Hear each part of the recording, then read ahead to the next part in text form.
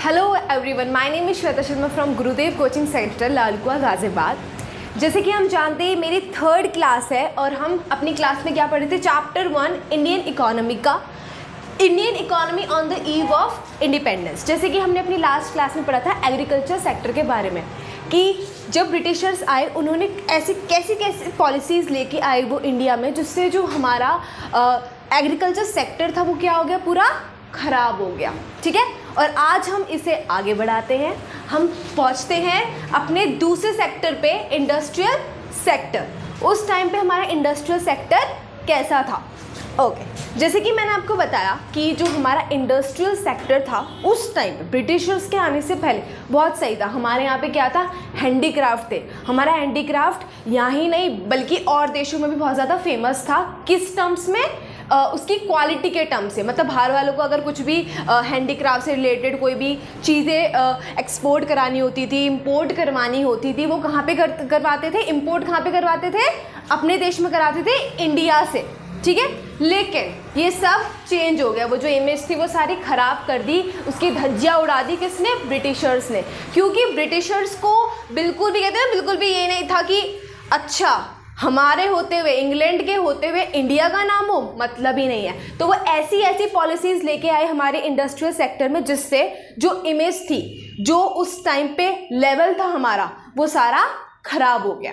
वही हम पढ़ने वाले हैं कि ऐसी कौन कौन सी पॉलिसीज़ लाए, ऐसा उन्होंने क्या क्या लेके आए जिससे कि वो बिल्कुल ख़त्म हो गया। ठीक है, लेट्स मूव अहेड। जैसे कि हम चाहते हैं कि क्वालिटी वाइज हमारा हैंडीक्राफ्ट बहुत फेमस था, वो एक्सपोर्ट भी होता था। वही चीज़ मैं आपको रिपीट कर रही हूँ बार बार, लेकिन पॉलिसीज़ आप जानती हैं। फर्स्ट है आपकी वो सिस्टमैटिक डी इंडस्ट्रियलाइजेशन उन्होंने किया। क्या किया उन्होंने?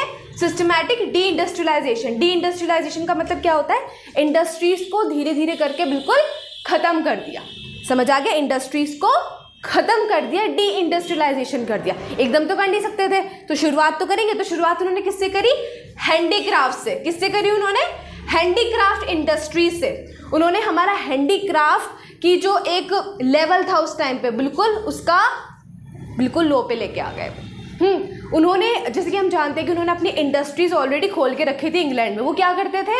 वो हमसे रॉ मटेरियल लेते थे, अपनी कंट्री में बनाते थे और हमारे इंडिया को एक मार्केट की तरह यूज़ करते थे अपनी फिनिश्ड गुड्स को बेचने के लिए। ठीक है, मतलब हमें क्या बना के रख दिया था ब्रिटिशर्स ने? Mayor exporter of raw material and consumer of finished goods. ठीक है, एक्सपोर्ट करते थे और फिनिश्ड गुड्स को अपना कहाँ पे लाके बेच देते थे? हमारे इंडिया में बेच देते थे। ये याद रखना। Okay, next. अब कुछ फीचर्स हैं जिसके बारे में हम बात करेंगे कि हमारा इंडस्ट्रियल सेक्टर उस टाइम पे कैसा रहा होगा, ब्रिटिशर्स के टाइम पे रहा होगा। देखो, first, slow growth of modern industries. देखो, ग्रोथ तो हुई थी, लेकिन जो ग्रोथ हो रही थी इंडस्ट्रीज में बहुत ज़्यादा धीरे धीरे करके हो रही थी। ठीक है, एक तो ऐसा कुछ करने दे ही नहीं रहे थे, तो जो भी हो रहा था बहुत स्लो हो रहा था। मैंने छोटे छोटे पॉइंट्स आपको बनाए हैं, आप चाहे तो स्क्रीनशॉट ले सकते हैं। ठीक है, इस पॉइंट्स को अगर आप एग्जाम में लिखेंगे तो 1-2 मार्क्स में आपके आ जाएंगे। फर्स्ट था, जैसे मैं आपको बताया, स्लो ग्रोथ हो रही थी। तो जब सेकेंड हाफ था 19th सेंचुरी का, उस टाइम पे थोड़ी सी ग्रोथ देखने को मिली। किस फॉर्म में? कि कॉटन इंडस्ट्री आपकी इस्टेब्लिश की गई। कहाँ पर? गुजरात में। जिसका ऑनर कौन रहा होगा? किसने स्टार्ट करी थी? वो इंडियन था। कौन था? इंडियन था। सेकेंड इंडस्ट्री थी जूट, जो कहाँ पे इस्टेब्लिश की गई? बंगाल में। बंगाल, लेकिन वहाँ पे जो उसे कौन ऑन कर रहा था? उसे वहाँ पे फॉरनर ही कर रहे थे, लेकिन हाँ करी उन्होंने। नेक्स्ट आपका टिस्को आया। वो कब आया आपका? 1907 में। ठीक है, जो टिस्को आया था ना, टाटा इंडस्ट्री वो उस टाइम पे कब आया था? 1907 में। उसी टाइम पे छोटी छोटी शुगर, पेपर, सीमेंट, ये इंडस्ट्रीज भी थोड़ी थोड़ी इस्टेब्लिश हुई। बट कब? सेकेंड वर्ल्ड वॉर के बाद। समझ आया? पूरी तरीके से नहीं की उन्होंने, थोड़ा थोड़ा करके करा। ग्रोथ कम थी। देखो, इस्टेब्लिश तो हुई, लेकिन जो ग्रोथ थी वो बहुत ज़्यादा कम थी, तो वो हमारे किसी फायदे की नहीं थी। नेक्स्ट हम पढ़ते हैं lack of capital good industries. पहले हम पढ़ते हैं कैपिटल गुड्स कौन से होते हैं। जैसे कि मैं आपको बताती हूँ, आप घर में कुछ कंज्यूमर गुड्स आप यूज़ करते होंगे, टूथपेस्ट आप यूज़ करते होंगे। ठीक है, अब टूथपेस्ट कहीं तो बन रहा होगा ना। ठीक है, जहाँ पे वो बन रहा होगा उस टूथपेस्ट को बनाने के लिए जो मशीन आपकी यूज हो रही है वो होता है आपका कैपिटल गुड। समझ आ गया? उसे हम क्या बोलेंगे? कैपिटल गुड बोलेंगे।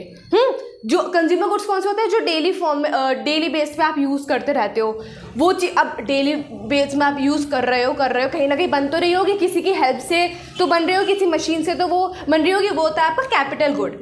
अब इनकी बहुत सही वो था कि हम कैपिटल गुड्स बनने ही नहीं देंगे किसी इंडस्ट्री में, क्योंकि अगर कैपिटल गुड्स बन गए तो और सारे गुड्स भी बन सकते हैं, फिर हमारा क्या काम है? अगर कैपिटल गुड्स बनाना ही ना आ गया तो ये और गुड्स भी बना लेंगे, तो हमारा प्रॉफिट बढ़ जाएगा, उनका लॉस, यही चीज़ था। तो उन्होंने इसको क्या किया? कैपिटल गुड्स को बनने ही नहीं दिया।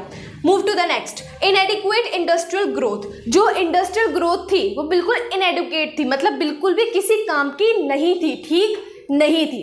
Move to the next, limited role of public sector.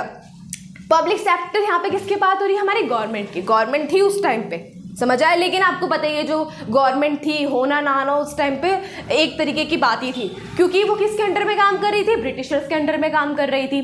तो गवर्नमेंट का जो रोल था उस टाइम पे बहुत ज़्यादा कम कर दिया था, ठीक है? जो गवर्नमेंट थी वो कहाँ पे इन्वॉल्व थी? सिर्फ रेलवेज में हो गई, आपकी पोर्ट्स में हो गई, छोटी छोटी एरिया में उन्हें इन्वॉल्व करके रखा था, और कहीं पे इन्वॉल्व करके उन्हें रखा नहीं था। मतलब ओवरऑल हम क्या पढ़ रहे हैं? एग्रीकल्चर सेक्टर को बिल्कुल ख़राब करके रख दिया उन्होंने, बिल्कुल धज्जियाँ उड़ा दी उसकी। अब इंडस्ट्रियल सेक्टर की बिल्कुल धज्जियाँ उड़ा के रख दी उन्होंने। क्यों? जिससे कि हमारी इकोनॉमी ग्रोथ ना कर पाए। बस उनका ये था कि हमारी इकोनॉमी ग्रोथ करनी चाहिए, इंग्लैंड हमारा ग्रो करना चाहिए, इंडिया ग्रो नहीं करनी चाहिए, चाहे कुछ भी करना पड़े। हमारे देश में आया, हमारे पूरे सिस्टम को हिला के रख दिया, फंडामेंटल जितना भी था ड्यूटीज़ उनकी बिल्कुल सारी ख़राब करके हमारी रख दी, और टोटल क्या अपना एम को आगे प्रोसीड किया, अपनी इकोनॉमी को इन्होंने आगे बढ़ाया। ये था हमारा इंडस्ट्रियल सेक्टर में उन्होंने क्या क्या किया, उसका थोड़ा ओवरव्यू। आगे हम नेक्स्ट पॉलिसीज़ में पढ़ेंगे, नेक्स्ट टॉपिक में पढ़ेंगे कि फॉरेन ट्रेड कौन कौन सी वो लेके आए, कौन कौन सी पॉलिसीज़ उसके अंदर लेके आए, जिससे हमारा फॉरेन ट्रेड बिल्कुल ख़राब हो गया। Thank you.